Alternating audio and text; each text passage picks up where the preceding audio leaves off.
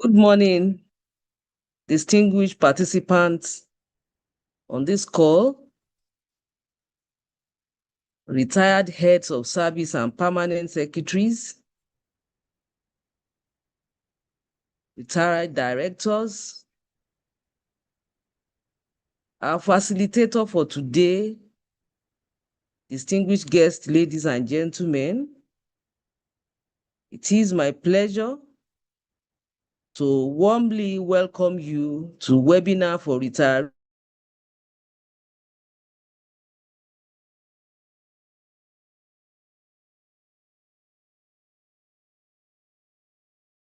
Service Department, Public Service Office. I will be hosting this webinar this morning. This morning, our topic is smart nutrition habits for healthy aging. As we all know, retirement is a phase of life that offers us the opportunity to rest, reflect, and enjoy the fruit of our labor. However, it is important for us to know that it is a time that we must be intentional about our health and well-being. And one of the most important tools we have to maintain vitality, prevent illness, and live enhanced quality of life is nutrition. Today's session is designed to equip us with practical, simple, and effective nutritional choices that will support healthy living. We will explore how to eat, and not just for satisfaction, but for strength, clarity of mind, and longevity. As we grow older, our bodies change, but with the right knowledge and habit, we can continue to live actively, think clearly, and enjoy life to the fullest. On this note, distinguished ladies and gentlemen, I want to encourage each and every one of us to participate actively, to listen attentively, and to take away lessons that we can apply to our daily lives. My permanent secretary and the head of service are both unavoidably absent this morning, and I want to, on this note, declare this webinar open on their behalf. But before we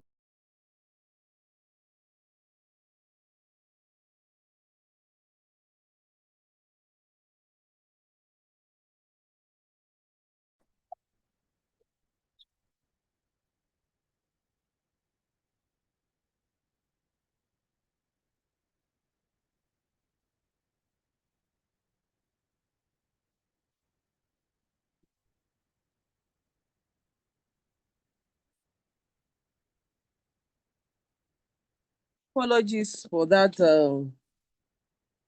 break in transmission. It was due to power outage, but I am back now. I was saying that I'm declaring the webinar open on behalf of the head of service, Mr. Olabode Aguru. But before we go right into the webinar, I would like to formally introduce our facilitator for today. She is Dr. Mrs. Olufunmilola Mojoyinola. She is a force to be reckoned with in the realm of women's health. As a consultant gynecologist and board-certified lifestyle medicine physician with over 20 years of trailblazing expertise, she has transformed the practice of preventive medicine into an art. Her entrepreneurial acumen shines as the founder of Smooth Feminine Consult, Gynoglow with Dr. Mo, and ABO Care Initiative, revolutionary platform dedicated to empowering women through preventive health and lifestyle medicine. With a commanding online presence, she educates and inspires thousands through webinars, consultations, and health education initiatives, igniting a movement of wellness. Beyond her professional achievements, Dr. Mojoyinola is a vibrant soul with a love for singing, dancing, and music. She is a proud wife, mother, embodying the balance of a fulfilled personal and professional life. On this note, I want to welcome our facilitator for today to take the floor and make a presentation on smart nutrition habits for healthy aging. You are most welcome, Dr. Mrs. Mojoyinola. Good morning, Ma. Good morning, everyone. I believe I am loud and clear. You are very loud and clear. All right. So, as I've been introduced, I'm a gynecologist, but I'm also board certified lifestyle physician. So today I'm standing as board certified physician because I'm going to be talking to both men and women, particularly on nutrition. And someone would wonder, what is yeah, I just wanted to show my face so that everyone will see who is talking. So I wonder what is a gynecologist or a physician doing with nutrition? Is she a nutritionist or dietitian? But lifestyle medicine encompasses our diet, our sleep, exercise, how we socialize, avoiding some toxic substances, and so many more. So nutrition is part of living healthy.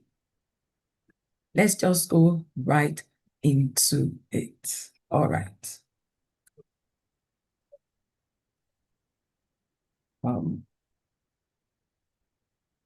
Pardon my slides.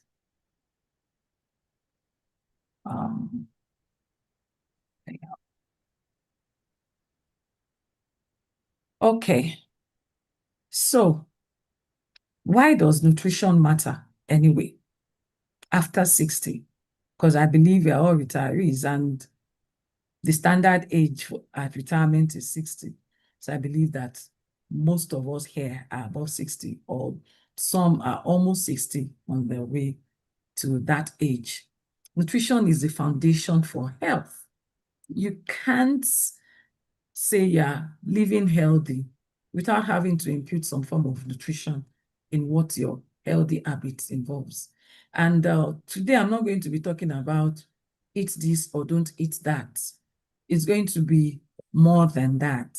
And so I'll be talking about what we need to know about an important part of our diet, what we cook with, how we cook, how we eat this food. Those are important things that I'll be talking about. So Why is this so important? Because after 60 years, our bodies need the right fuel. You don't impute the right fuel, you don't get the reward. And what does that reward involve? Good immunity, good muscle strength. Muscle strength in the sense that, especially for women, we tend to lose muscle mass as we enter menopause. And quite a number of people enter menopause like 50 or even before 50. So at 60, menopause is established. And so there's need to preserve muscle mass. Of course, energy level is also important. So eating well gives us independent life, makes us to be able to live our life to the fullest. So, oh, sorry, I think I skipped a slide. All right. So our daily meal pattern, I know we all eat 3 meals a day. Most people do.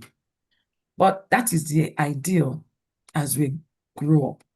But at this age, we don't expect that we use our 2 hands to eat, in quotes, meaning that we should minimize what goes into our system. Why? Because the metabolic rate has reduced. The body cannot afford to metabolize what we used to eat like before. So we need to give the body time. We need to give the body space to be able to accommodate what we are putting in. So I say we should enjoy 2 good meals at regular times. Note that word, 2 good meals at regular times. And someone will say, can't we eat 3 times? Your 3rd meal won't be a whole meal, as it were, if you're a 3 times person. I just want to chip in here that when I say 2 meals, it means that we've introduced a bit of fasting. Some of us might have come across intermittent fasting. Intermittent fasting is a medical way of fasting, meaning that you just close your mouth to your regular meals, but you're permitted to take some other things, water, nothing that has sugar at that time. So depending on your energy and your ability and how much you're able to practice it, you could do intermittent fasting for a long part of the day. But averagely, we say you fast even when you're sleeping. So let's say you sleep at what time now? Common time of sleeping, say 9 o'clock. You wouldn't wake up to be eating. So it means that your stomach is empty from maybe when you ate at 7 till the next day, 7. That is 12 hours. Automatically, you've fasted for 12 hours. So, but we encourage that if you are not diabetic and you have to catch on food, then you can extend your solid meal to like towards the afternoon. But doesn't mean that you cannot drink something light in the morning. So that's what I mean by 2 meals. Something towards the afternoon, towards midday, and then 1 later in the day. 2 good meals. But in our meal, very important, protein, vegetables, grains should be there. We tend to just eat carbohydrate, which is a common thing in our environment. But we say one thing, always make sure that your carbohydrate is covered. You wear something on top of that carbohydrate. And what do I mean? Just like the plate that is on the screen, you can see that the carbohydrate there is the rice. This is the picture of an ideal plate. So the carbohydrate, which is the rice, is a quarter of your plate. The protein here, which is fish, is a quarter of the plate. And then your vegetable is a quarter. Of course, we are not saying go and start buying broccoli or look for carrot or make salad by force. But we are saying put in vegetable. Ẹ̀fọ́ rírò, ugu, amúnútutù. There are so many of them like that. So our vegetable should be half of our plate. Our carbohydrate is a quarter and our protein is a quarter. Same thing when it comes to swallow. So your quarter of the plate is the swallow. In fact, we say the size of your fist should be the size of your swallow, whether you're a male or a female. It helps to regulate the blood sugar balance, which is very important because at this age, we tend not to be able to metabolize well, and so our blood sugar fluctuates. So we don't want a situation whereby the blood sugar is fluctuating, and as it does that, it eats so many organs, and then we have one issue or the other. So as much as possible, you want to make sure that your food at every sitting is balanced. Yes, some people can't do without eating in between. I've eaten, I've not eaten, oh, I've eaten since 11. I've not eaten, it's already 4 o'clock. I feel like putting something in your mouth. Fine. Healthy snacks. Healthy snacks is the best bet. Not anything sugary that will spike your sugar. So we're talking about snacks like fruits. Fruit. And when we talk about fruit, it's not that you take a bunch of banana or you take a whole bowl and say, oh, it's fruit salad, and it's that big bowl. Yes. No, it has to be, everything in moderation. Yeah, you can take yogurt. You can take nuts. Commonly, we have groundnuts, but groundnuts also should be minimal. You have other healthy nuts, almond nuts, if you can afford, and things like that.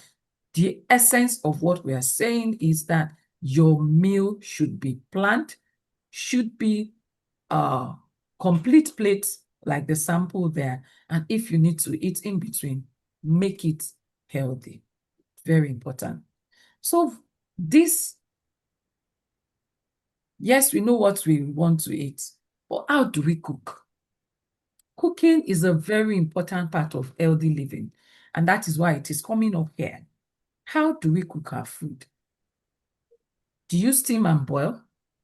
Do you grill? Do you bake? Or you just keep frying? So this is important because the way we cook our food determines how much nutrient we are getting from the food.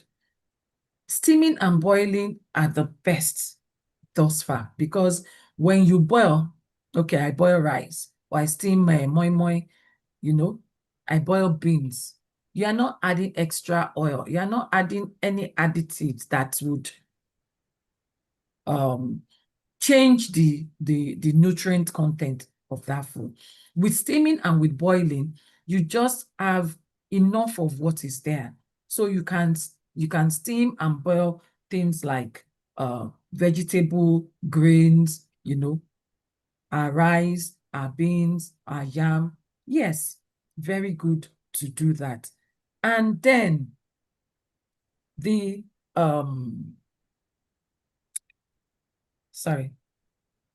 all this method helps to keep the food tender and flavor, keeping the flavor intact. A lot of people eat food that doesn't have a flavor, as it were.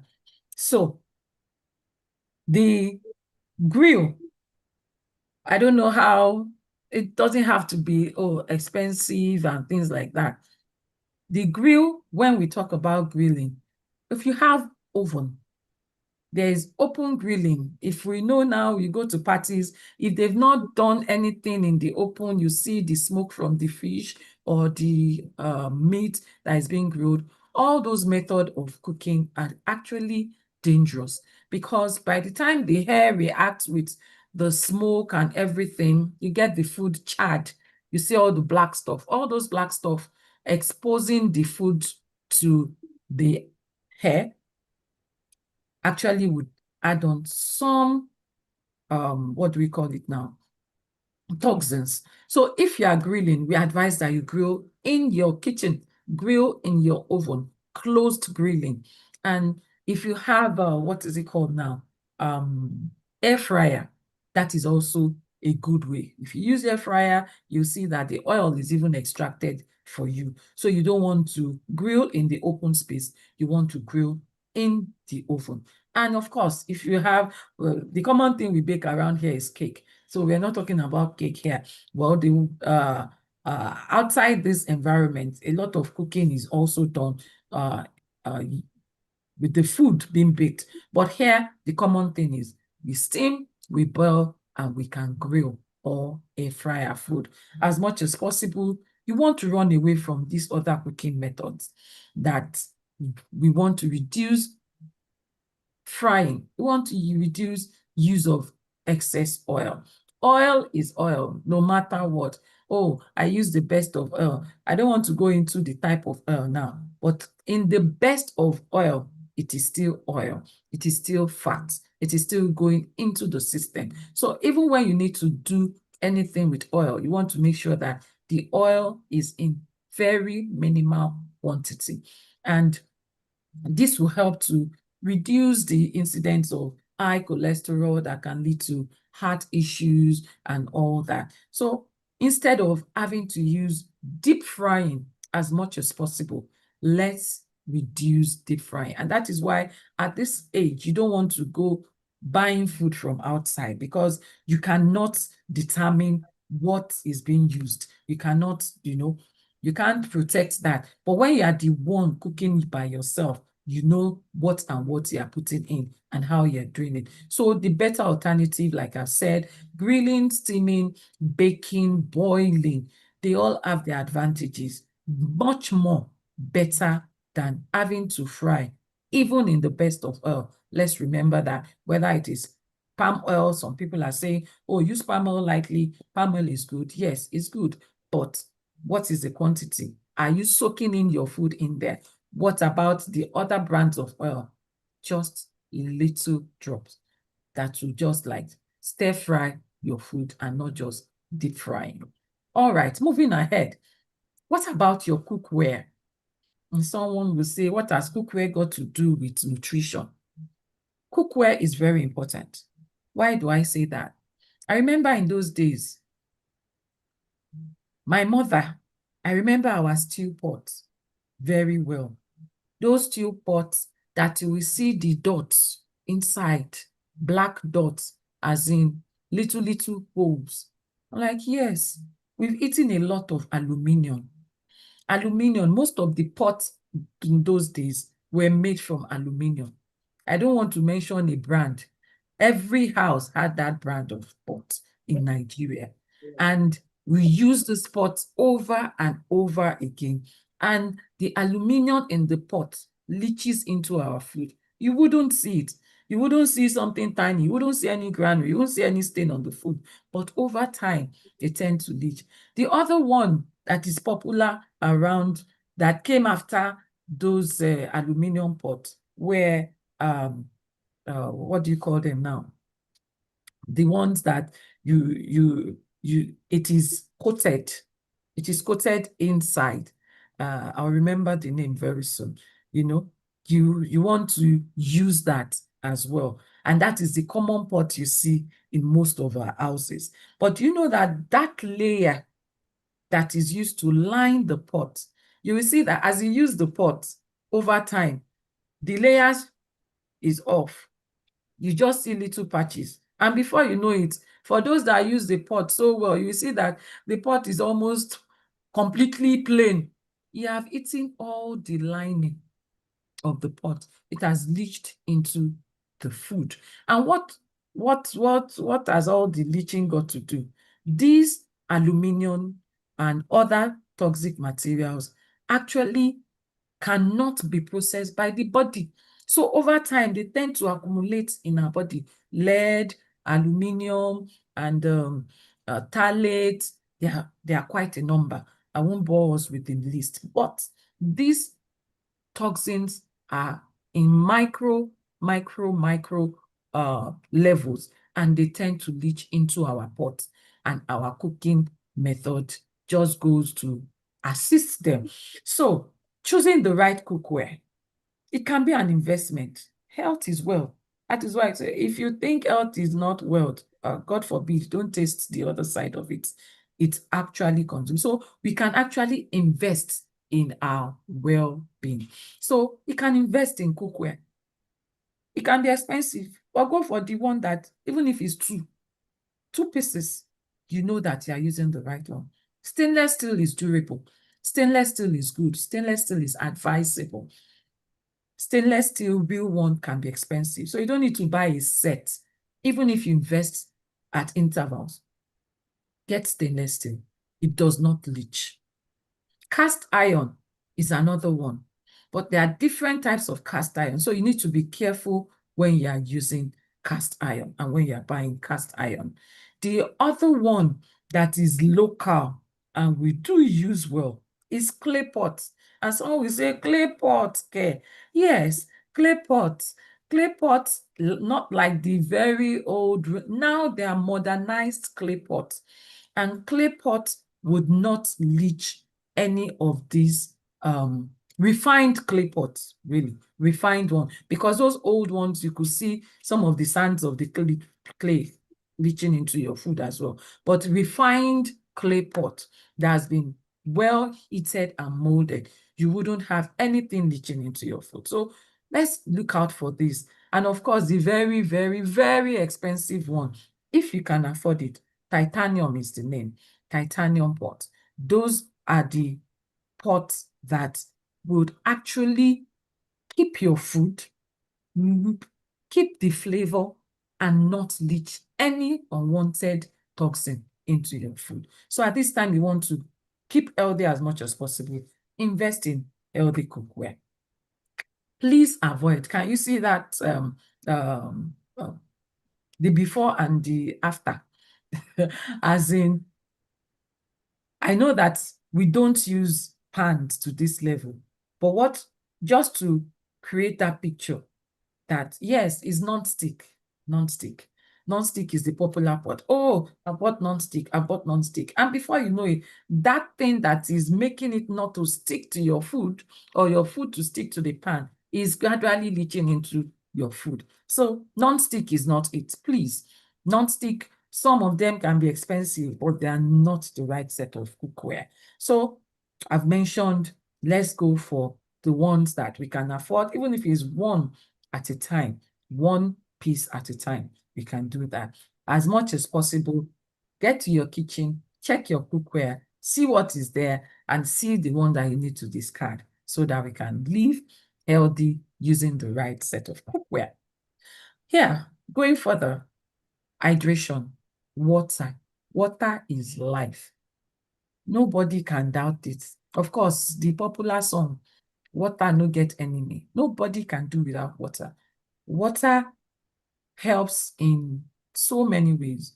I tell people, apart from the fact that it helps with digestion, circulation, it helps our joints. At this age, knee pain, joint pain, if you drink water enough, water will get to the cell. By the time we are thirsty, we should know that we are already dehydrated. So you don't want to wait till you are thirsty before you actually drink water. You want to drink water as often as you can. So as much as possible, your water intake should be just timed. It's not, I'm thirsty, I need water. I've not drank water. Some people don't drink water except when they are eating, and that is very bad. So start your day with a glass of water before breakfast. After you take the breakfast, drink water. It helps you to move your bowel. It helps you to get hydrated. Drink at least 6 to 8, not even in this hot weather. You can't afford not to drink at least 6 glasses, which is the least. You should aim for 8. So 8 glasses, 8 bottles, 8 cups, whatever it is. Just make sure that you are drinking intentionally. And then eat water,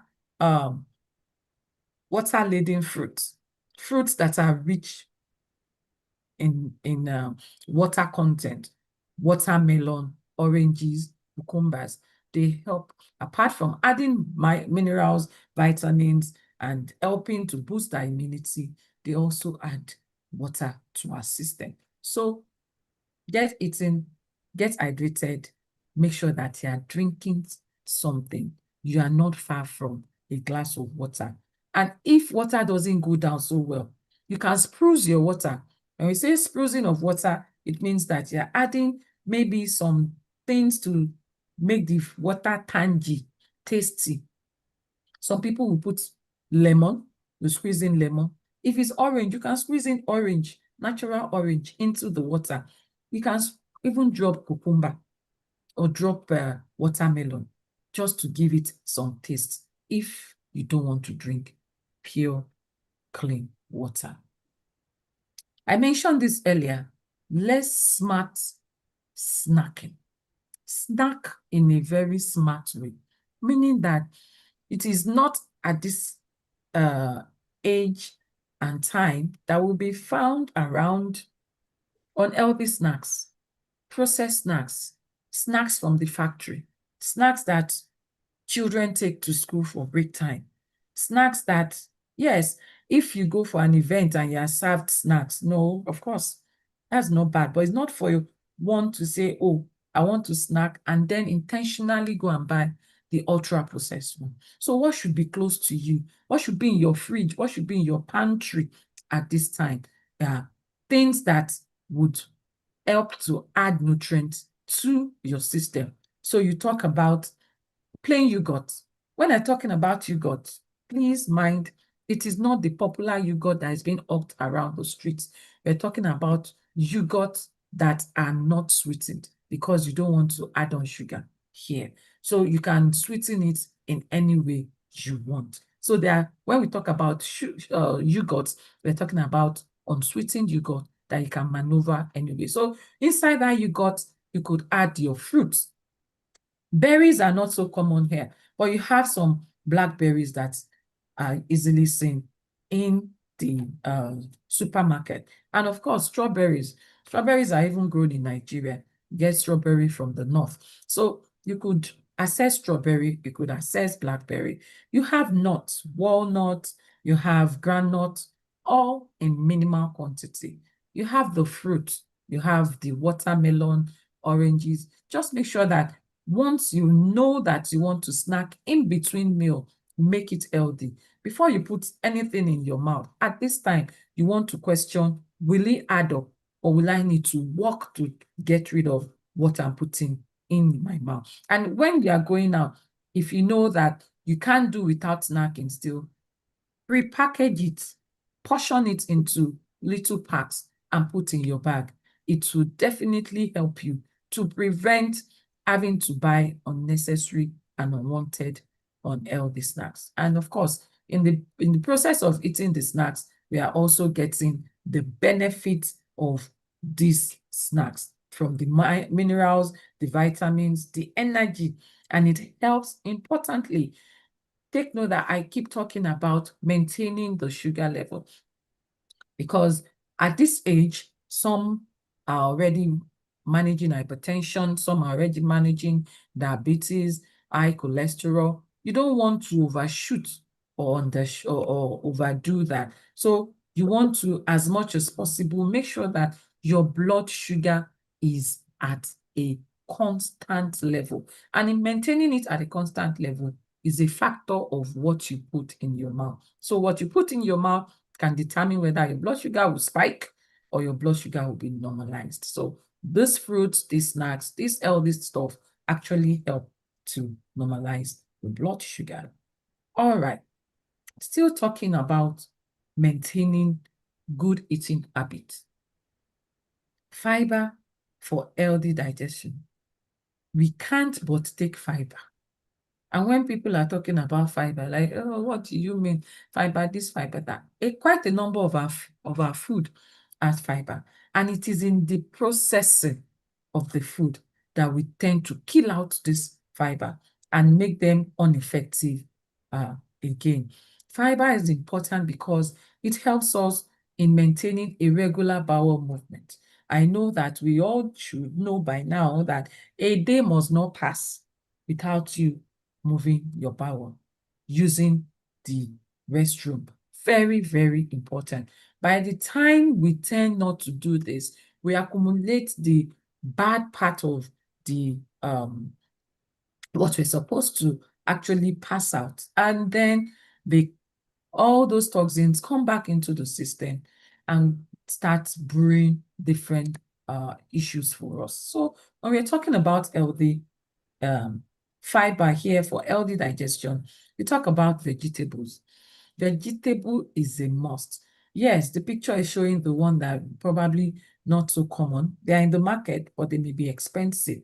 So like I mentioned earlier, we have spinach, we have water leaf, we have ugu, different forms of vegetable, So these ones are the ones that we have locally and we can actually add on as our fiber. And when we're talking about these vegetables as fiber, I'm talking about not having over-processed them, not having to rewarm and warm, recook and cook.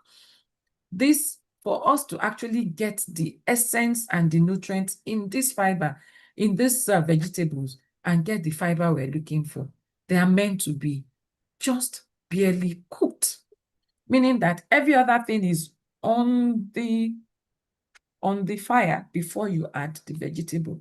Not that the vegetable would have cooked and cooked before we add other things. So very important, fresh vegetable, if it's possible. Of course, potatoes are good sources of, potatoes are vegetables, they are good sources of fiber. And then we talk about grains and oats. Yes, I know quite a number of people add oats to their breakfast. Oat is good. Oatmeal can even be turned into swallow, that a lot of people now take. And so we can impute oats into our meal, though as much as possible, we want to even drink the oats as it is, just cooked. Because by the time the oats get to be processed into swallow, all the fiber is reduced. But as we say, at all, nothing bad.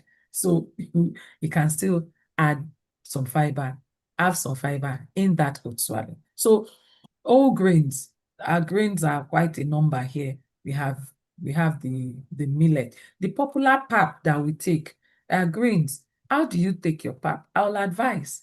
Well, I'll suggest, like I take my grains, my pap is not the usual way that we do the pap. For making of pap, for those that don't make pap by themselves, by the way, I make mine. So for those that don't make, we just buy the pap like that. The whole essence of the pap is almost out, the nutritional part of it. But when we're talking about this fiber aspect, it means that a bit of those shafts should still be in the pap. Not that we've sieved out all the fiber, as it were. So what I do most times, and let me also chip this in, apart from having to use the popular corn, the grains, the other grains, the millets, even the jero that Yoruba call them. We have different colors. We have the white, we have the zero red, we have the gray. I mix them up. I add them to the corn and then blend them. I blend, I don't sift, I don't sieve. So that when I'm drinking my pap, there is fiber inside it. I don't completely remove those things that would help my fiber intake. So it's a suggestion. You can try it out. The same thing goes for the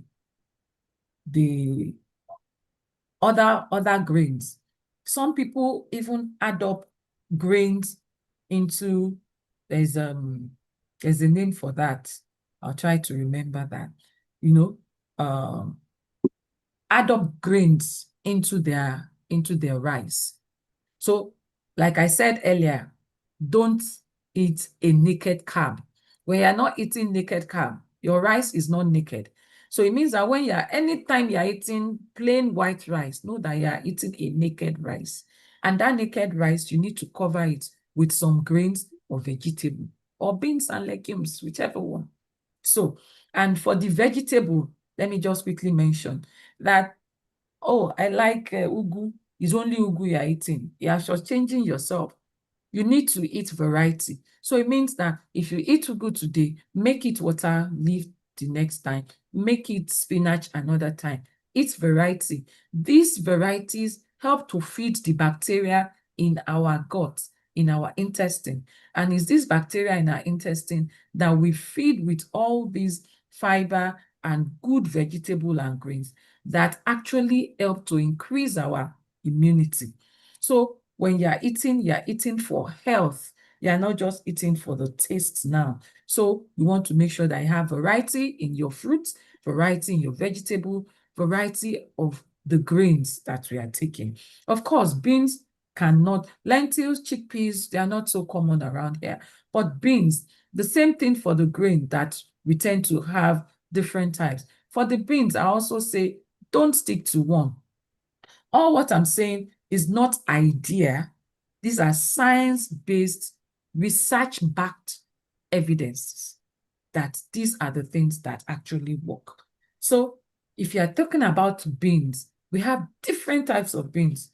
In at least the ones I know, we have the white one, we have the tiny one, the sweet beans. If we start calling them by name, Olo one, Olo this, Olo, so many Olos in the market. So don't say, oh, this is the type I like, and you stick to it.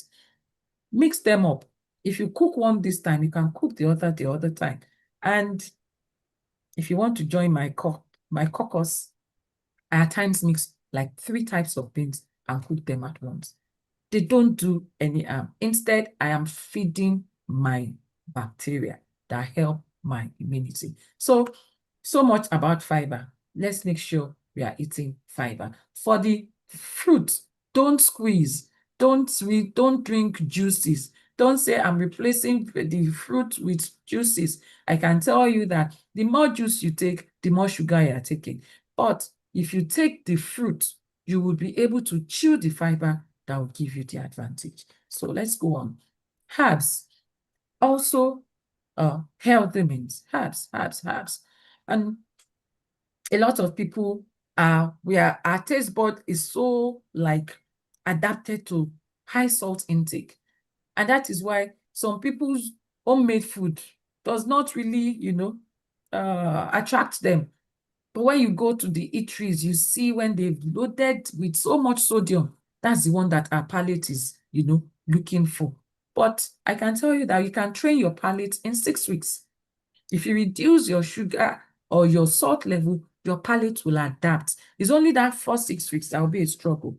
Or if you maintain it after that 6 weeks, it will be good. So you want to reduce sodium. Sodium is a culprit in hypertension. And at this age, a lot of people tend to develop hypertension, not just because of the sodium, but because of aging. It tends to, reduce the capacity of the blood flow. But we need to help the body by reducing our salt intake. Some, even after cooking, will still have this salt dispenser on the table, sprinkling salt on the food. No matter what, as much as possible, if we can do without all these other additives, all these glutamates and all that they add that, make the soup sweeter. If we can reduce them, if you can't do without, if you are the type that puts like 4 cubes of those stuff in the food, try reducing to like 2. Later, make it 1. Put salt. And even now, would say, oh, be careful with the type of salt. Some will say, oh, I'm taking Himalayan salt. I'm taking, what's that other salt now? Yes, you can, but salt is still salt and you need to reduce. Some will say, oh, those other salts that are not common in the market have reduced sodium content, but you still be watchful with the quantity you use. So you can make use of herbs. The herbs are everywhere. We are endowed with that. So we don't have any excuse. From rosemary to basil, oregano, you have them fresh and you have them dried. Garlic and onion, forget, they are always available. They are there on the streets. They are there in the market. Lemon or lime, they are all over. Ginger, turmeric, we have them. So as much as you can, at this time, rather than add salt, rather than add all those cubes, make the food add more flavor to your food by little salt with a lot of herbs, and they are endless. We can learn online. We can learn from those. There are some cooks now that is what they specialize in doing. So we can search for them. We can search for them online. We can learn and see how we can improve on our cooking method using herbs and reducing salt. And I can tell you, your blood pressure will be grateful for it. And blood sugar will follow suit and maintain same. Yes, salt and sugar, they are like this. They are brother and sister, husband and wife, as it were. When blood sugar is there, blood the salt, BP is at the corner. If BP is there, the sugar is also at the corner. So you want to remember, as I've said, to maintain the blood glucose level. You don't want to spike. And those are things that spike them. Those colorful, easy to take, grab and go. Yes. And don't let us be deceived. Anything that is packaged in bottle has been processed.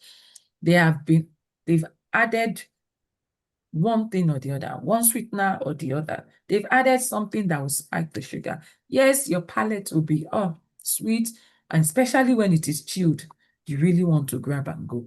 But behind you, like I said earlier, before you throw in something in the mouth, just remember, take pause and think, will this benefit me or will this add more to the problem, my health issues? So you want to go more for the natural ones.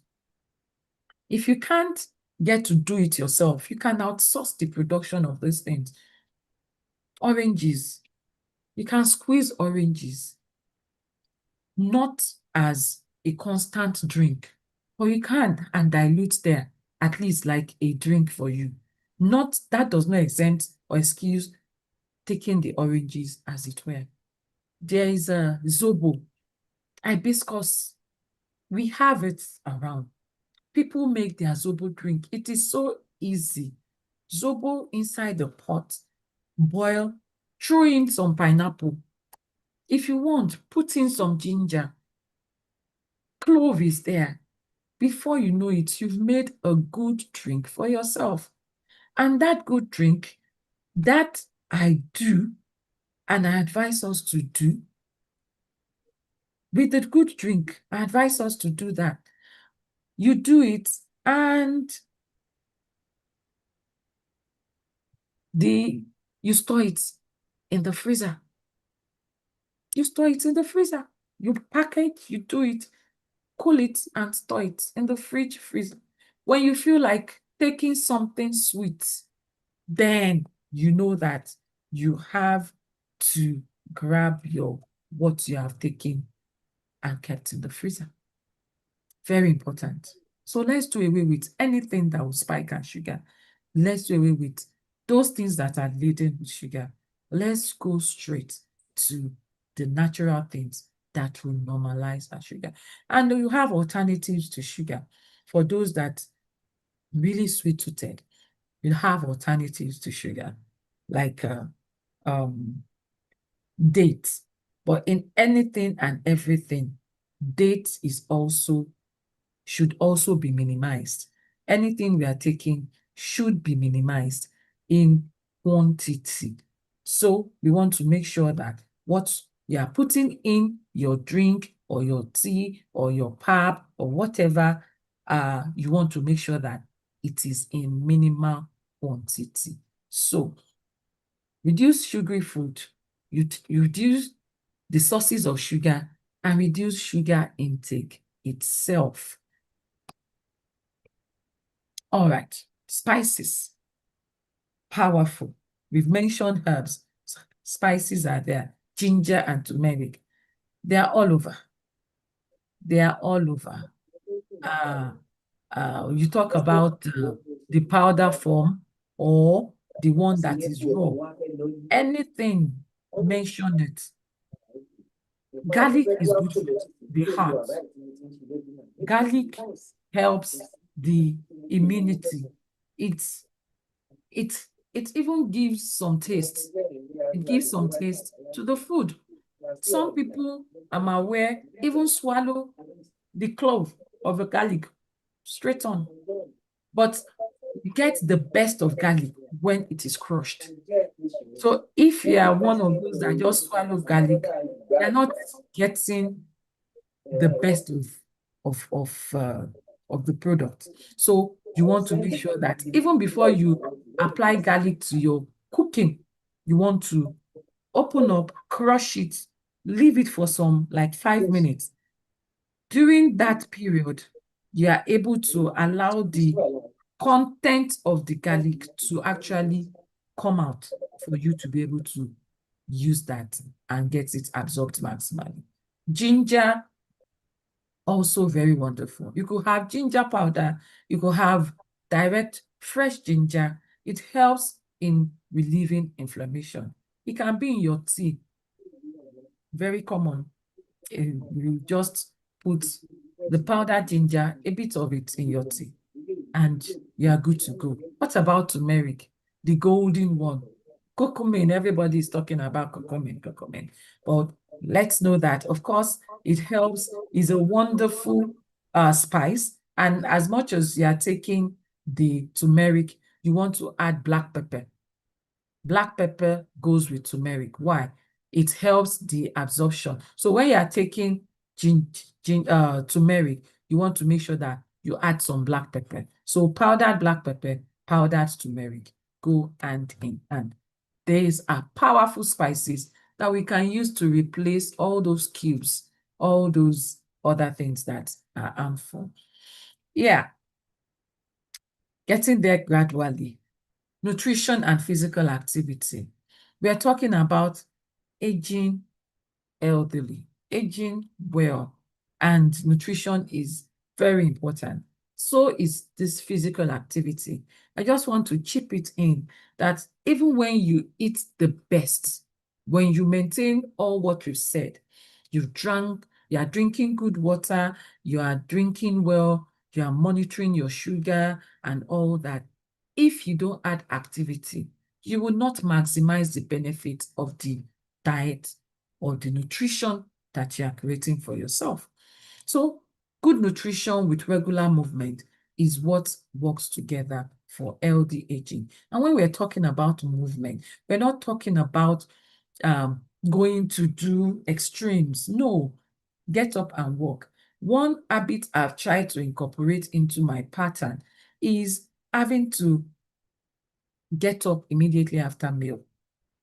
You know that after you have just finished a meal, you're like, yes, if it's possible, you just lump and you're like, let me rest, I've eaten.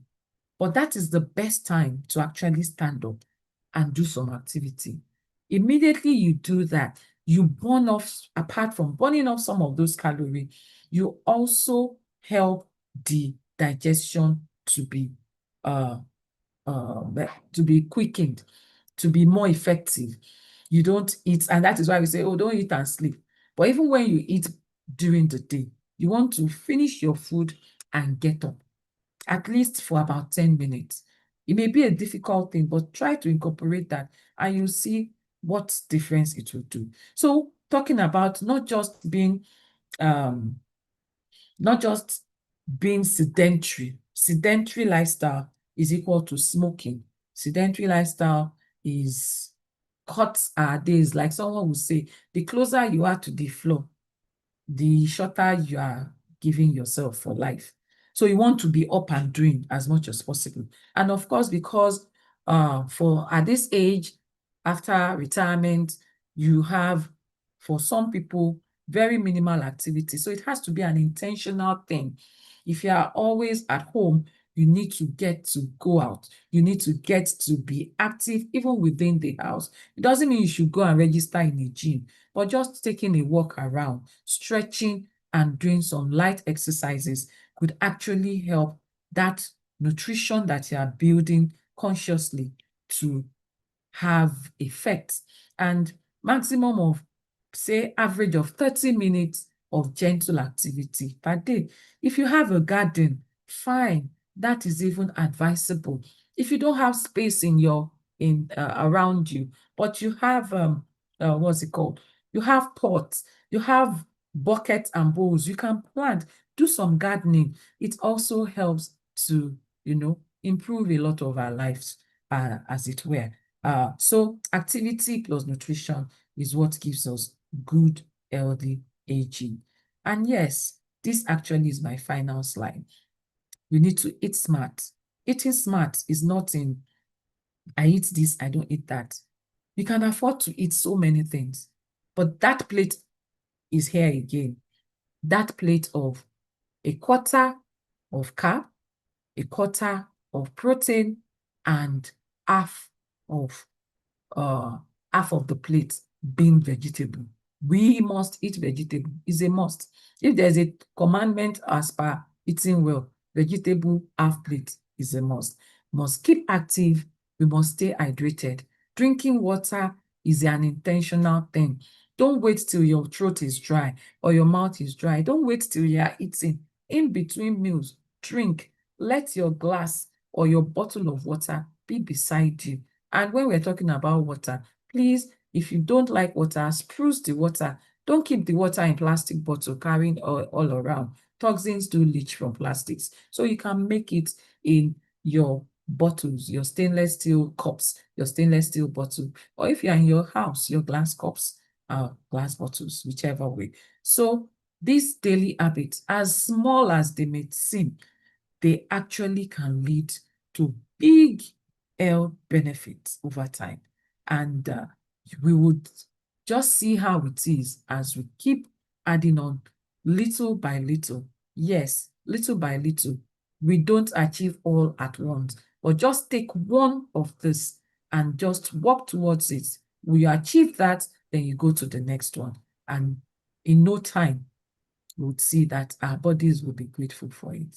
Thank you for your listening, and I hope we've been able to take one or two things from here. Thank you. Thank you very much, Doctor. This is mind-blowing.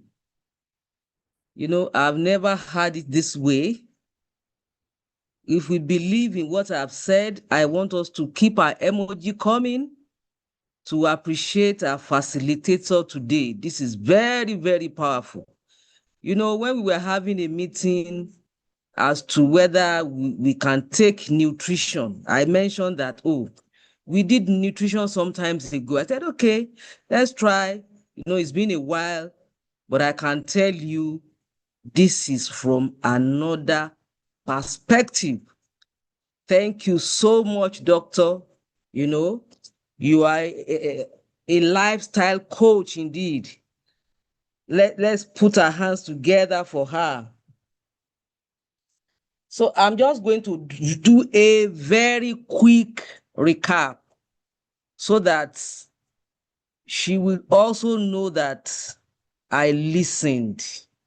And for those of us who joined very late, at least we can pick one or two things. And let me also quickly at this time remind us that our YouTube channel is there. We are live on YouTube. We can always go back to that YouTube channel and listen once again.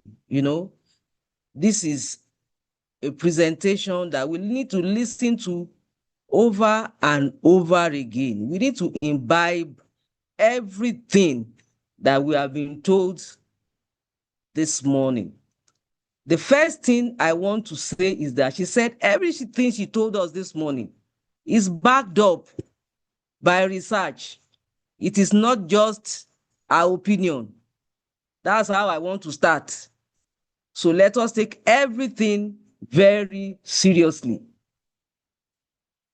And she also mentioned that we should not just eat for taste. Don't let us just eat for satisfaction. Let us eat healthy. Let us think about our health when we are eating anything. Let's ask ourselves this question: what is the nutritional value of this thing that I'm putting in my mouth? And then she also said, although we have learned that eating 3 times in a day is the ideal, but he said with this age now, 2 times is okay, twice in a day. And we should have a balanced diet. protein, vegetable. These are the things we should have in our plate. I think she said half of the plate should be vegetable, quarter should be protein, and the other quarter should be carb. She even mentioned that the size of her fist is enough for the. I can see her shaking her head. I'm getting it. I'm a good student. Then she recommended intermittent fasting. Intermittent fasting. Intermittent fasting. He said it is good for us. Then she also mentioned the fact that when snacking, we should ensure that we snack on healthy things. Let us stock our pantry and our fridge with healthy snacks so that we don't just eat sugary things and then spike our sugar level. That is not good for us. She said we must plan our meal. And then she went further to talk about how we cook. Steaming and boiling, according to her, is the best. She said frying must be reduced drastically. You can avoid it if possible because we make use of excessive oil. And she said, look, oil is oil, whether you call it healthy or not. We need to reduce the intake of oil because it can make our cholesterol level to be high, and this leads to heart diseases. And then she also said we should invest in healthy cookwares. She mentioned the fact that I know the brand of the pot, but I won't mention it. There's a brand of the pot that is common in homes, and you have all those black spots in it. It shows that the aluminium in that pot, we have been eating it together with our food, and it is very toxic for our system. So she mentioned that we can use stainless steel. She's mentioned molded iron. And then she said modernized clay pot. We can also use that. She also spoke about hydration. She said at least 6 glasses of water. We can even make it 8. And she mentioned that if we find it drinking water, we can put lemon, we can put orange, and so on and so forth. We can even put cucumber. And some of the healthy snacks she mentions include yogurt. When she was mentioning the nuts and the fruit you can put, my head went to parfait. But we have to be careful. Oh. Don't go and buy parfait where they will add too much sugar in the yogurt. But we can make our own parfait at home, or we request that we want non-sugary yogurt for our parfait. So I think parfait is very nice. We can snack on that with all our nuts, fruits, healthy fruits. Then she mentioned fiber. Said fiber is good. It aids our digestion. It makes us to move our bowels. And what are the sources of fiber? Vegetables, whole grain. And then she said something that is very important. Our pap, how do we prepare our pap? She mentioned the fact that she grinds well. She does not sieve, because all those things we are sieving away are actually the fiber that we actually need for our bodies. She mentioned all beans, legume, and she said when we eat white rice, we are eating it naked. We are eating it naked carb. So let's add beans when we are eating our rice. And then she spoke about salt reduction. She's mentioned that some of us are used to salty food. That is me. Oh. I eat a lot of salt, but now I have learned that I must reduce it. And she said no salt dispensers. Some of us, we cook and we still put salt on our tables to add more salt. We don't need to add more salt. She said, if we are used to it, once we start reducing, we are only going to be having issues with the taste for just about 6 weeks. After 6 weeks, you get used to it.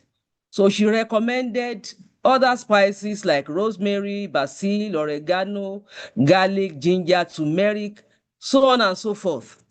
She also mentioned that we should reduce our sugar intake. We all know that. Reduce your sugar intake. Reduce taking soda, all those carbonated water that spikes the sugar level. They are not good for us. Let's drink plenty of water, and then take fruits that have a lot of water, like watermelon, like cucumber, and so on and so forth. And she also mentioned the fact that we need to do a lot of exercises. When we eat healthy and we don't exercise, it's not good enough. So let's eat healthy, and let's also be active, engage in one form of exercise or the other. Walking, let's walk. It's good for us. I think that is all. Let's eat smart, let's stay active, and let's stay hydrated. That's our conclusion. So thank you very much. I know that we have questions. We have a lot of questions. So let's keep the questions coming. If you want to type, you can type. If you want to signify to speak, I will unmute you, you will do so.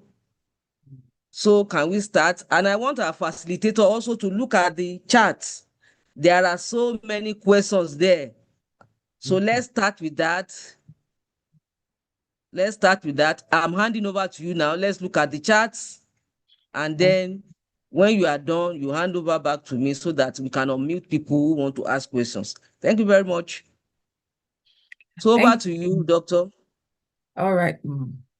Okay, so I see there was I was trying to remember non-stick, and someone mentioned non-stick.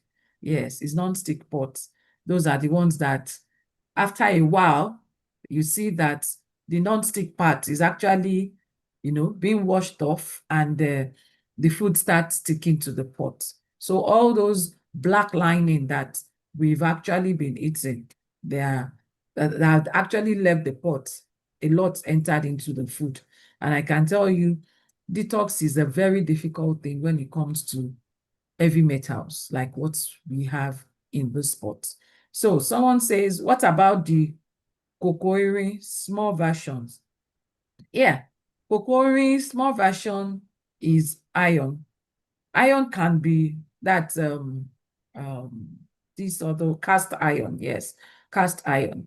The cocoa is good, but the modernized one makes it, of course, more, apart from the fact that it's more beautiful, it also helps to prevent it from having to leak out any iron. The issue with cocoa is that the iron inside the cocoa wood can leach into the food. It will only make your iron level to be high, nothing bad.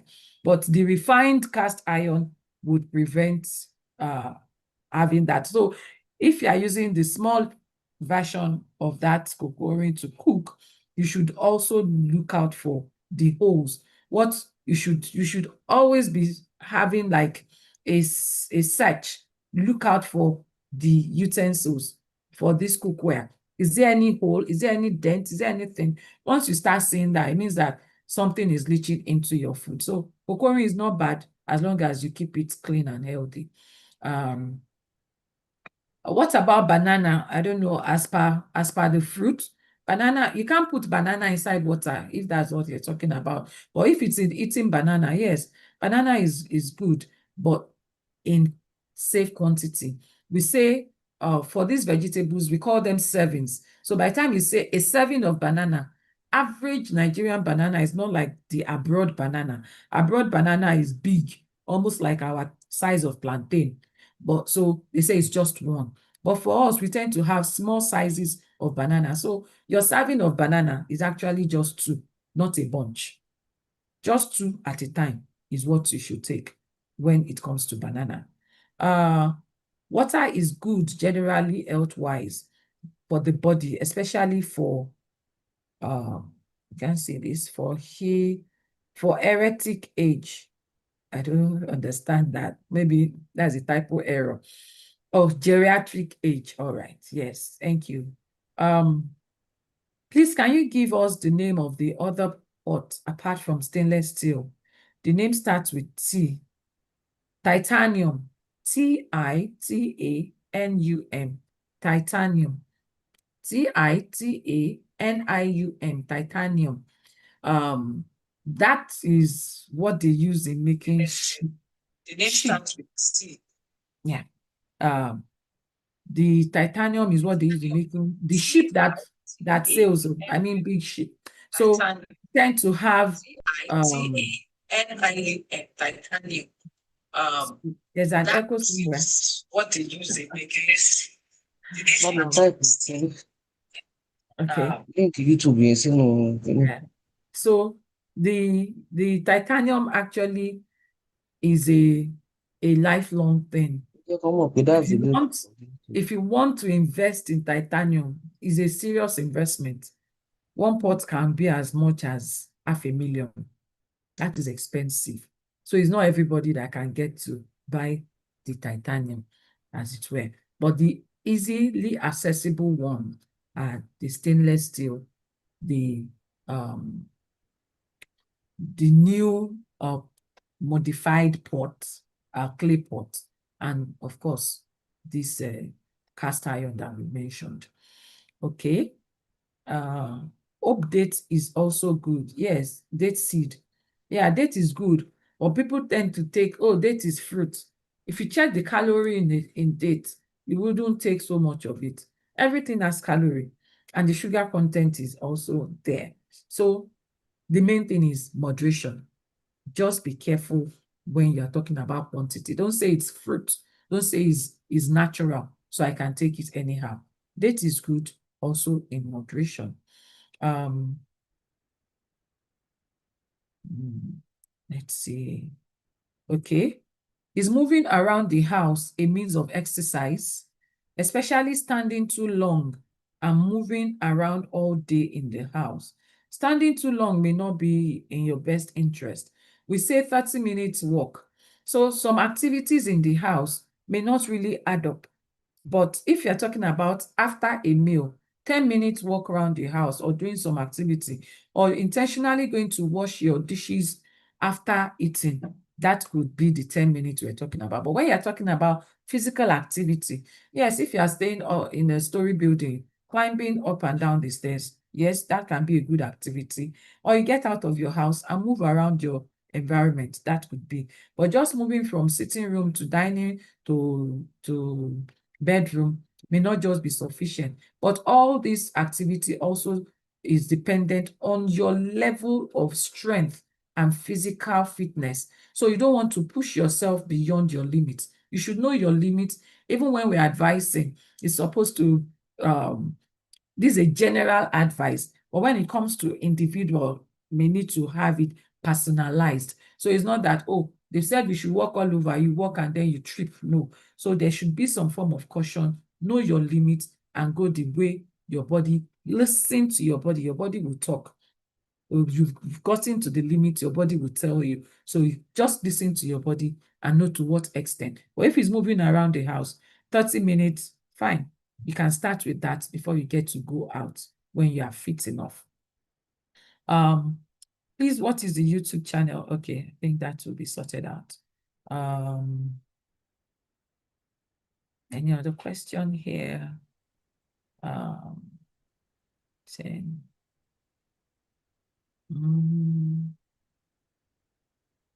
Is blending of fruits, vegetables, and fiber, as smoothie appropriate and healthy? The best way to actually take your fruit is eat it the way it is. Eat it the natural way. We tend to go towards smoothie, like it's the in thing, it's easy to swallow. But smoothie is actually for convalescence.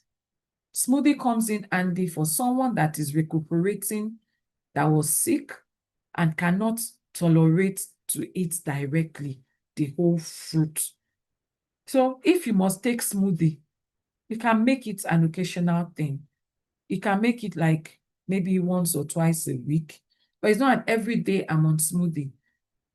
With that smoothie, you have reduced the fiber content because you've processed the food and you are not chewing and absorbing all. So as much as you can, eat it the way God made it. And then you can do occasional smoothie. Can we have hard copy? Well, I guess it's soft copy. Can we have either soft or voice notes or both? All right. I guess that will be sorted out. Please Can move. I speak to that? All right, ma'am. We will send soft copy to all our platforms. So Okay. wherever you get this link to this Zoom from, you will also get the YouTube link, and you also get the soft copy of this presentation. All Thank you right. very much. Yes, ma'am. Is it healthy to take the spices on empty stomach, like turmeric and others? That's why, like I said, for the exercise, this is a general platform. Individuals need to know what is good for them. Some people cannot tolerate some things the way others do. So most times when you want to start something new, we say you test it, do a test run, even if it's going on your skin, and then if it's now going into your mouth, you need to just try a little, see how it goes with your system. Does it cause you running tummy? Does it make you to feel like vomiting? Does it make you run through? Then you'd know that, or does it cause tummy ache? Then you know that that is not the best way for you, and then modify for yourself. Yes, but some people take turmeric, pepper, black pepper, ginger, and lemon as for what do you call it now? For detox and for tummy blasts, and it is taken on empty stomach. So if you want to follow suit to do that, you have to be sure of your system and know that you can tolerate it. So you can try it just a little, swallow, give it a try, check it for 24 hours, see that you are fine, Send the and link then to you can YouTube. improve on it. I don't Yes. want So to send it it's again. the spices on empty stomach, you Ó can. easy fún mi láti But ṣe be láti sure that if you're an ulcer patient, you want to be gentle with ginger when you want to do that. So you need to line your stomach before you put in the spices if you have ulcer. Or if you don't have ulcer, do a test run and see if your system can tolerate it. Then you can proceed. Is it better to eat fruit raw rather than drink them in form of smoothie? Yeah, I think same question I've just answered. Better to eat it the way it is than smoothie. Absorption is easier and you don't lose the fiber content. Or if you must do smoothie, you can do it occasionally. Still not completely bad. Can we take honey in place of sugar? Yeah, be careful with honey. Honey sometimes even have more calorie than sugar. Spikes your sugar level more than sugar. So if you don't have access to good honey, don't bother. There are a lot of fake honey out there. You have people blending honey with sugar cane and things like that. So they just make syrup, not the natural honey from source. So if you don't, and of course there are ways to test, there are ways to test, but some of those honey even still pass the test, but they are still made of sugar. I don't know how it happens. So for most times, for me, I don't take either of the two because sugar out of the way, honey, I don't trust sauce no matter what. So there are other sweeteners. I think we mentioned that the other time. There are other sweeteners, natural sweeteners. And if you must not take honey, if you must not take sugar, and you want to go into the other sweeteners, please don't take the ones that are also ultra processed. Don't take the ones that come in tablet form. Some will say, oh, I'm taking sweetener is in tablet form. No, those are no-nos. If you have some that are processed, that are almost like sugar, white. If you read labels, you will see that they're actually ultra processed and they have addition. So if you must stick to your sweet things, do your sugar minimally or go for the non-processed, non-additive sweetener. Stevia is a popular one. I guess I mentioned it here earlier before that I use stevia, natural stevia, and if peradventure you want stevia, you can contact me later. That is side information. Can dates take the place of honey? Yes, dates can take the place of honey. When you process the dates, be careful when you buy processed dates as well, because when they say it is dates, they could add some other things. So just be careful if you are buying processed dates. Be sure of source and be sure of content. Or if you want to make your date syrup by yourself at home, yes, you can. Or date powder. Date syrup, date powder, you can make it and use it with caution. Please, with caution, because dates is also very sweet. Dates has calorie and dates can spike your sugar, not for diabetics patient. Okay, what is the nutritional benefit of the seed in watermelon? Well, watermelon ideally is meant to be taken just the flesh without the seed. But in recent times, people are coming up with additional facts. I can't say for sure 100% what that benefit is, apart from having to add it in form of fiber, because you can't actually blend the nut to the extent that it will be powdered, or chew it to the extent that it will be powdered or very smooth like the watermelon. So you want to be cautious doing that. Just swallowing the seed of watermelon or eating the seed along with the watermelon. Like I said, is an individual thing. Some people may be able to tolerate it and some people may not be able to digest it well. But if it is the fiber that is the essence, why go through the stress of the seed of watermelon?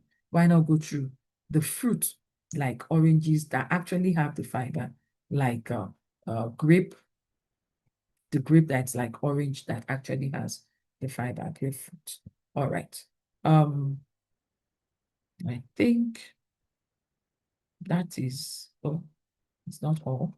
What of the date palm powder? Yes, I've mentioned that powder, date powder, in not in generous quantity, everything in moderation. But even though it is processed into powder, it still has calorie and can spike your sugar. I react to eating carrots raw. Tummy ache. Can I boil before eating? Yes. Boiled carrot may not give you 100% of the nutrients you want. But you can stir fry the carrot. Stir fry means that you use there are oil that are spray oil, cooking oil that are in form of spray, or you buy spray bottle and put your cooking oil in, so that you just spray the pan, like you just line the pan, not that you actually pour oil in and then stir fry the carrot. It can soften it rather than boiling it completely. I'm not sure it will still give you all the nutrients you want in eating it, but if it gives you tummy ache, then you can throw it into stir fry it or mix it up in smoothie if that would be easier. The occasional smoothie we said, once a week smoothie, you can actually put it in or stir fry it. Boiling may be too ash, like we do in what's it called now, fried rice. You see some very soggy But the best form of carrot is when it's still a bit crunchy. Opinion on eating, regular eating of unripe plantain and wheat bread. Yes, unripe plantain has a lot lesser calorie as compared to the ripe one. And that is why we tend to tell diabetic patients to take unripe plantain. Unripe plantain may not be so palatable when you have to boil it, but the easier way to get to maximize unripe plantain is by making it into swallow. And before now, people just used to go through the stress of, cut the plantain, sun dry or dry, and then turn it to powder and all that. But very easy hack, making it easy for people that eat unripe plantain swallow, is for you, as you buy the plantain, as green as it is, cut it into pieces after peeling, put it in your blender and add little water. Blend that plantain. It will become a bit watery, and then pour from the blender into your pot and stir. I tell you, your unripe plantain swallow is ready to eat. So you don't have to go to market and buy powdered unripe plantain. And it gets to be very expensive most times. So you just buy your unripe plantain, raw as it is, blend it with little water and stir it, and the swallow is ready to eat. So I support unripe plantain swallow. Wheat bread. Wheat has gluten. We've been told it has gluten, and quite a number of people react to gluten, and gluten may actually make health difficult for some people. You may not be able to know if you react to gluten or what gluten is doing in your system. And so we've been told to avoid wheat. A lot of people see wheat as, oh, I'm not eating eba, I'm not eating this, I'm eating wheat. Wheat is not the best option, if we may say that. In terms of calorie, yes, it may have little calorie, but the content of wheat itself has been seen to have some untoward effects on the system as a whole. So we don't encourage that you go out to eat wheat swallow or wheat flour that you now make into swallow, or even wheat bread. Yeah, some people would say, I want to eat bread, I want to reduce calorie, I want to reduce content, and so I go for wheat bread. There are other ways that you can get bread in a better form rather than having to make it wheat. And then you say, oh, I'm eating wheat bread, and they are there eating how many slices or a whole loaf because it is wheat. No, that is not it. So if you are talking about bread, like a lot of us like bread, and in this part of the world, we are not so conversant with making our own bread. Abroad, they do make their own bread. Individuals make their bread. You don't have to go and buy bread outside. But if you must buy bread outside, there's a hack. And I'll just tell us that hack. It's also been seen that when you put your bread, and by the way, I'm talking about 2 slices. If you can't eat 2 slices, then don't bother if it will not fill you. Sorry about that. But really, it's not a loaf. It's not half loaf. It's not this. If you must be hungry, okay, add extra. Well, for the men, maybe I'm talking more for women. Well, maximum of 4 if you are a man. But for a woman, average. And if you just give, let me just give a little example of that. If you go to a restaurant or you travel abroad and they give you, they call it breakfast, what's that? English breakfast. They call it English breakfast. If you go to a restaurant and they give you English breakfast, you will not see more than 2 slices of bread. And you wonder how these 2 slices will fill you. But the protein that surrounds the bread is what makes you more filling. So you have other proteins that they put there. They put baked beans. They put, though they may not be all healthy protein. I'm not advising you go for all those other things that are so salty that accompanies it. But I'm telling you that if you must eat 2 slices. So the hack I'm talking about is your bread, don't buy the bread and start eating immediately. Two things that will make your bread, the calorie in your bread and the sugar level not to go up when you eat bread, is you put the bread in the fridge overnight. With that one, it's been seen that the calorie content of the bread reduces when you put bread in the fridge overnight. Same thing goes with rice, with carbs. That when it is cooled overnight, I didn't say 24 hours. I didn't say put the rice of 8 a.m. to eat 8 a.m. the next day. I'm talking about cooking it in the night, allowing it to cool, and putting it in the fridge. So the same thing has been seen with bread, that if you put the bread in the fridge, and then the next morning, you toast it. And when I say toast it, I don't mean putting butter and all those other things. Just toast it raw. If you have those ones that pop, those toasters that you just put the bread and the bread will pop out, fine. You have reduced the calorie content and so many things in that bread that will make it healthy, even I'm better going to than stop this thing. the wheat bread that you are talking about. So that's the arc if you must eat bread. Not wheat. I don't encourage wheat in any form. I eat 4 loaves of bread. You mean slices? Am I eating right? You mean It slices, has not to be loaves. 4 slices, not 4 loaves. Yeah. 4 slices. 4 slices. Yeah, you can train yourself to eat lesser. So you won't drop from 4 to 2. So you can make 4 into 3, and then you support it. At least 2 eggs.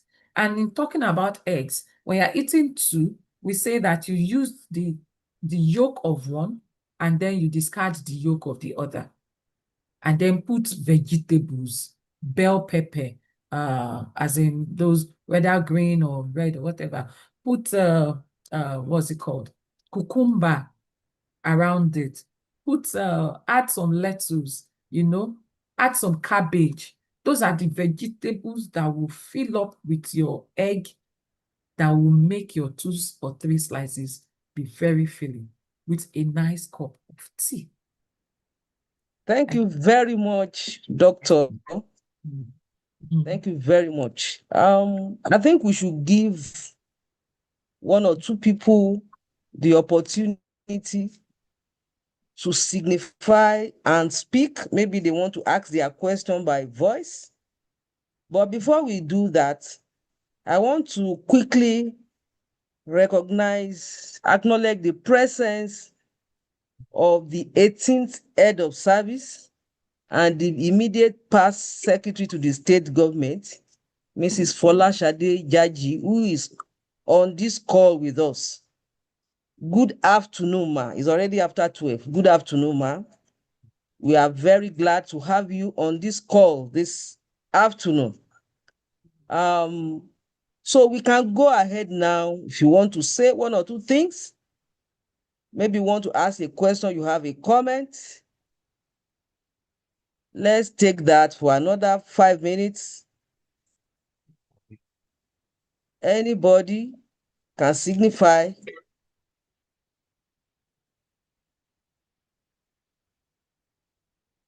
Nobody is signifying.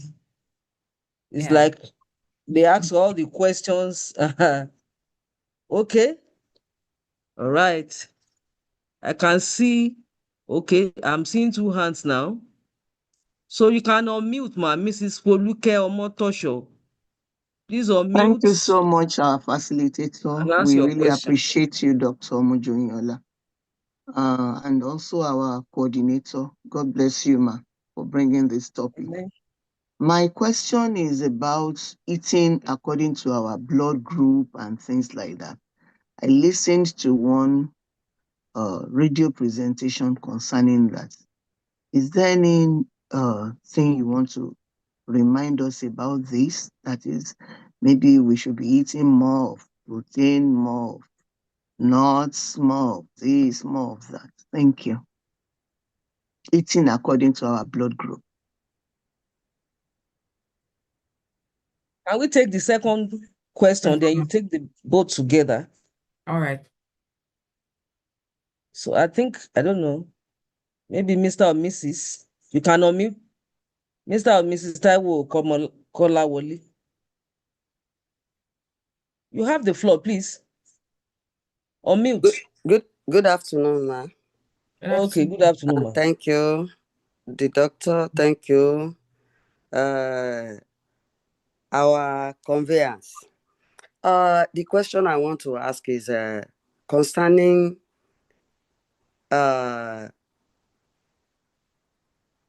scarcity of vegetables in Nigeria, especially at this timing point, at this point of time. Is it healthy to go into the store and buy preserved ones if we don't see the natural ones in the market? Because even some natural ones must have stayed long before they put it in the market. So that's my question. Are we buying right if we go into the mall to buy the preserved ones? Thank you. All right. Thank you for the 2 questions. Yes, there are so many things about diet and nutrition.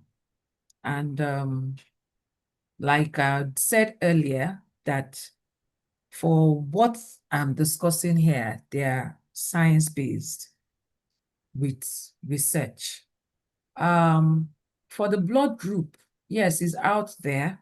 Quite a number of people talk about, oh, I'm B, so I don't eat this. I'm O, so I don't eat this. Research has not fully convinced us about ABO eating pattern. One thing that we do know is eating according to age and eating what you know that suits you.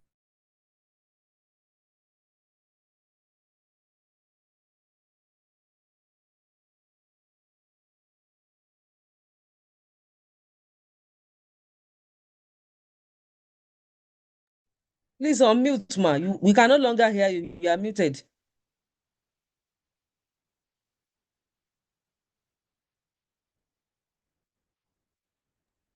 Okay, sorry about that. So I said that I don't believe in ABO because it's not been fully researched as per how it affects us. But the one thing that is important is, even in the same household, you see some people reacting one way or the other. So the primary thing is, what do you eat that suits you? And I mentioned earlier that it's not eating for the taste, it's also eating for health. So if it is healthy, whatever it is you're eating, does it also go well with your metabolism? Because our BMR, our rate of metabolism, differs even in the same household. So I know that, say, some group will eat more of nuts, some should not eat meat and all that. But in lifestyle medicine, which is science-based and proven, there is the major thing is eating plant-based food. Make sure whatever you're eating is close to nature as possible. It's close to the way God made it. As much as possible, you want to reduce animal content. Even as we age, we want to reduce animal content. We want to go more plant-based. So if you're saying, oh, I must eat beef, I must eat this, what are you gaining from that is not in the plants you are eating? Are you over-processing the plant? That is why you're not gaining. The only thing that we miss out when you eat the animal-based, or when we don't eat animal-based food, is vitamin B12. B12. So you see a lot of vegans, those that are vegetarians, that are not eating animal-based food, that are taking B12 supplement. Supplement is another issue on its own when it comes to nutrition. So you need to know what you are not taking optimally then you can supplement if you can't get it from what you are eating. But as per I am B, I am O, I must eat this, you see that some of them would limit you from eating what is even good generally. So it has to be individualized and it has to be plant-based, and as much as possible, relieve yourself of animal-based and supplement with B12 where necessary. That's my take on the ABO issue of diet. And then for the processed food or vegetables, yes, that's why even now they've been encouraging people, and I mentioned it, have a garden. Yes, we can't all plant what we can eat, but you can have little ones that you can just even cut a bit. Even if you've gone to the market to buy, you can have 1 or 2 leaves or few leaves from your garden that you add up to what you bought from the market. And yes, we talk about organic or not organic, pesticide, herbicide, and all that. And you're like, oh, what we're even saying, okay, we must eat healthy, we go and buy vegetables. How healthy are these vegetables? The one thing that I want us to know is that whatever we buy from the market, we need to make sure that it is clean when we get home. So your means of cleaning is very important.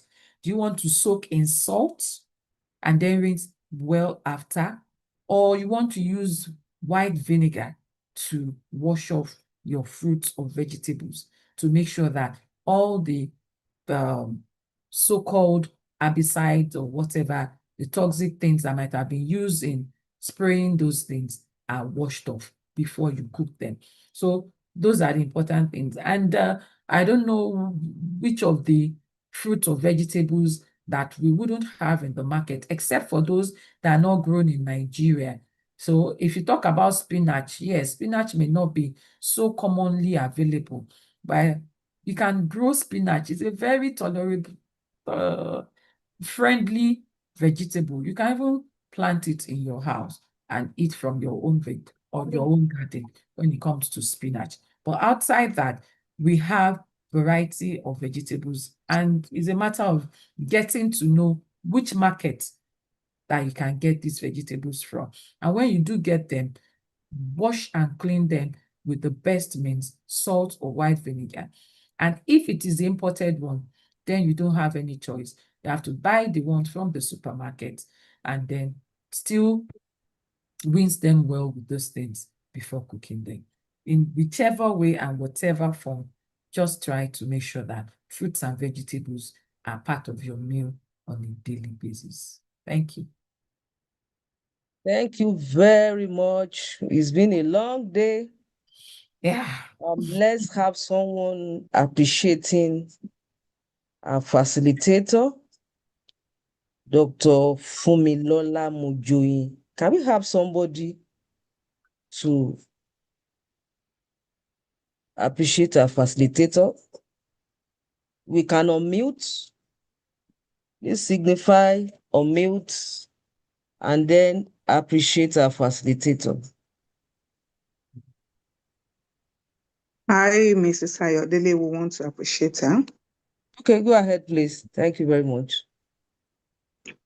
First of all, I want to thank God for a new month and a new day. I'm thanking the office of the HOS for this that you have brought to us, we retirees especially. I'm thanking our facilitator, the coordinators, and everybody. God will bless you, and bless you more. I personally am so happy.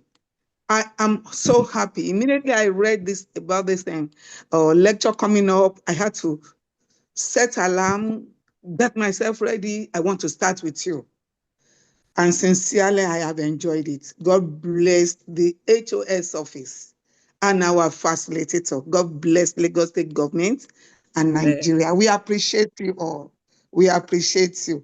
In fact, I'm dancing here for what I've learned here. I'm seriously dancing. And I promise you, like my other colleagues that have had this, we will definitely make changes to live a healthy life and live a happier life too. Thank you. Thank you. Very Thank you. much, Mrs. Ayodele. God bless you. So on that note, Amen. I want to encourage us. Let's go and look at the charts. Okay. The YouTube channel is there. The link of the YouTube channel is there. So you can copy from there so that you can go back and then watch all over again. Kindly And resend. then again, I have 2 Google impact assessment forms on the link. We want to do an impact assessment of all the webinars that we have been doing since the commencement of webinar for retirees. Please fill that Google form for us. Let us know what we can do better, so that we can keep on enjoying webinars for retirees. I want to say thank you to every participant on this call this morning. Like we usually do, I've already changed the setting for all of us to unmute. Let us unmute and exchange pleasantries. Let us say hello to somebody that we have not seen in a while. Maybe the facilitator can stop sharing our screen so that Can we have a number? okay, you can type a number It on was on that the screen. I just stopped sharing. okay. Okay, let me just reshare back You that. can just type on the chat. Let's pick it up on the chat. Okay. So we are free now. We can say hello to someone we've not seen in a while. I see that Mrs. Adenike Osu is here. Good afternoon, ma. Ẹ káàsán o. Mrs. Alaka is also here. Mrs. Alaka, good afternoon, ma. She's one of the super directors that have once led post-service department. Ẹ káàsán, ma. Ẹ jẹ́ n gbóhùn yín, ma. Let me hear your voice. Ẹ káàsán o, ẹ ṣé o, ẹ kú iṣẹ́ o. Ẹ káàsán, ma. God bless you, ma. Thank you so much o. You are most welcome, ma. Ẹ ṣé, ma. Thanks for joining. I called you on your birthday, you are not No, that's picking. enough for this. I want.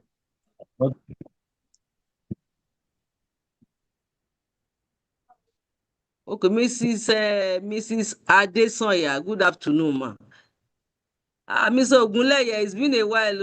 Ẹ kújọ́ mẹ́ta o. How are you doing? Thank you very much, ma. Well done. Ẹ kú iṣẹ́ o, ẹ lẹ́ sà. Well done, ma. Well done. Well done.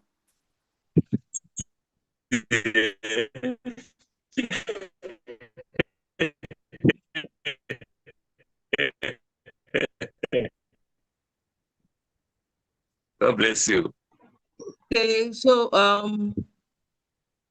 until the next 2 weeks, Okay. we'll be having another webinar.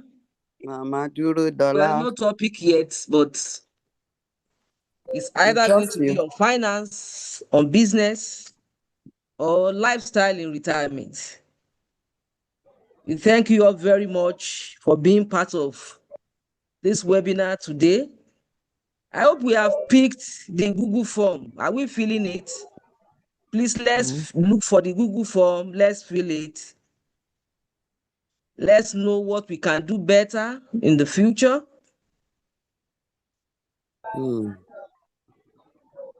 Please, let's look for the link. Let's look for that Google form. I've pasted it we'll on fill the the form. link. Oh, thank you, ma, my sister. God bless you. Ẹ ti fill ẹ̀, Mrs. Osu, ẹ ti Me fill ẹ̀. feel it. Ṣé mo ti feel it rí ni? No, it's on the, please go and check it on the, I want us to do it now as we speak. Okay, my love will sing. Please, let's look at it. That's why I'm not ending the meeting yet. Where can we get this? It's there. Just scroll the chat. Go to the chat, click on it, scroll. You will see the link there.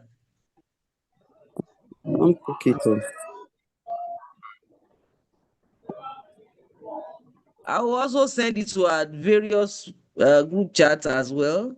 Okay, better. So we can pick it up from here now and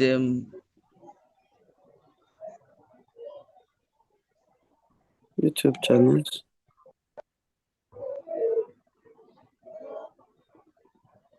Please send it to our group chat so that we can I fill it. will do that. Thank you very much. Okay. Thank you all for joining. I'm ending the meeting now. Thank you. Until the next 2 weeks. Thank you very much. God bless you all.